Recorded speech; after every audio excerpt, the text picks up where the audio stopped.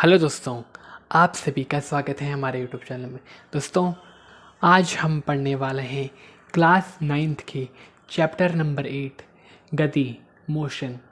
दोस्तों, ये गति चैप्टर का पार्ट नंबर 3 है। इससे पहले हम पार्ट 1 और पार्ट 2 में ये कवर कर चुके हैं कि गति क्या है, और पार्ट 2 में हमने ये कवर किया था कि गति के क्या प्रकार हैं। आज हम गति के इस के ही टॉपिक दूरी को हम कवर करने वाले हैं, तो आप हमारे वीडियो के अंत तक बने रहिएगा। ठीक है दोस्तों, जब भी हम गति करते हैं किसी एक पॉइंट से दूसरे पॉइंट तक, तो हम कुछ ना कुछ दूरी तय करते हैं। ठीक है, अगर आप एक पॉइंट पर खड़े हैं और आप चलने लग जाते हो और आप दूसरे पॉइंट पर चले जाते हो, तो आपने एक डिस्टेंस ट्रेवल की। वो 5 मीटर हो सकता है, वो 10 मीटर हो सकता है, वो 10 किलोमीटर हो सकता है। ठीक है, तो आज हम दूरी को बताने वाले हैं कि दूरी क्या होती है। ठीक है दोस्तों, दूरी का मतलब होता है कोई वस्तु एक निश्चित समय अंतराल में, ठीक है, एक निश्चित समय अंतराल में एक बिंदु से दूसरे बिंदु तक तय किए गए पथ की कुल लंबाई को हम दूरी कहते हैं। पथ का मतलब होता है रास्ता।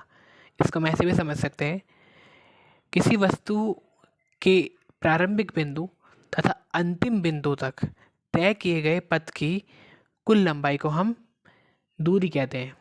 प्रारंभिक बिंदु से मतलब होता है जहाँ से वस्तु ने चलना शुरू किया, ठीक है, जहाँ से वस्तु ने गति करना शुरू किया। और अंतिम बिंदु का मतलब ये है जहाँ पे वस्तु रुक गई, यानी विराम अवस्था में आ गई।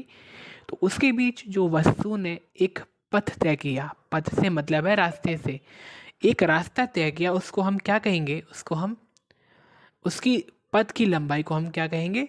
दूरी कहेंगे। ठीक है, एक एग्जाम्पल देखते हैं। मान लीजिए कि कोई व्यक्ति है, वो पॉइंट ए से चलना शुरू करता है और पॉइंट बी पर रुक जाता है। ठीक है, मान लो कि ये व्यक्ति ये है, ठीक है, और ये इस डायरेक्शन में चल रहा है और यहाँ पर रुक जाता है और यहाँ पर रुक जाता है। ठीक है, तो उसके द्वारा ए पॉइंट से बी पॉइंट तक जितनी लंबाई ट्रैवल की गई, मान लो ये 10 मीटर है, ठीक है, तो ये 10 मीटर क्या हो जाएगी? उसकी डिस्टेंस हो जाएगी, यानी उसने 10 मीटर की दूरी तय की। एक और एग्जांपल देख लेते हैं। मान लीजिए आपके घर से आपका स्कूल का ये रास्ता है, ठीक है, ये रास्ता है, और मान लेते हैं कि आपका जो घर है वो प्रारंभिक बिंदु है। ठीक है, आपने यहाँ से चलना शुरू किया, ये पॉइंट ए है, ठीक है, और आपका जो स्कूल है पॉइंट बी पर है, अंतिम बिंदु। ठीक है, और मान लेते हैं कि इसके बीच की जो लंबाई है वो 1 किलोमीटर है। ठीक है, इस रास्ते की जो लंबाई है वो 1 किलोमीटर है। तो ये 1 किलोमीटर क्या हो जाएगा? आपके स्कूल से आपके घर तक की, सॉरी, आपके घर से आपके स्कूल तक की डिस्टेंस हो जाएगी। ठीक है, और दोस्तों, दूरी हमेशा धनात्मक होती है, पॉजिटिव होती है, कभी भी नेगेटिव नहीं होती, कभी भी शून्य नहीं होती। हम कहते हैं ना भाई कि भाई हमने 4 किलोमीटर की दूरी तय की, 5 किलोमीटर की दूरी तय की। हम ये कभी नहीं कहते कि हमने 0 किलोमीटर की दूरी तय की। अगर 0 किलोमीटर है तो इसका ये मतलब है कि वो वस्तु क्या है? विराम अवस्था में है। ठीक है, जब वस्तु गति करेगी तभी वो क्या होगी? दूरी तय करेगी। ठीक है, और दूरी कभी भी नेगेटिव नहीं हो सकती। हम ये तो नहीं कहते ना कभी हम कि हम -10 किलोमीटर चले, -5 किलोमीटर चले, ऐसा कभी नहीं होता है। दूरी हमेशा पॉजिटिव होती है और दूरी कभी भी शून्य नहीं होती है। ठीक है,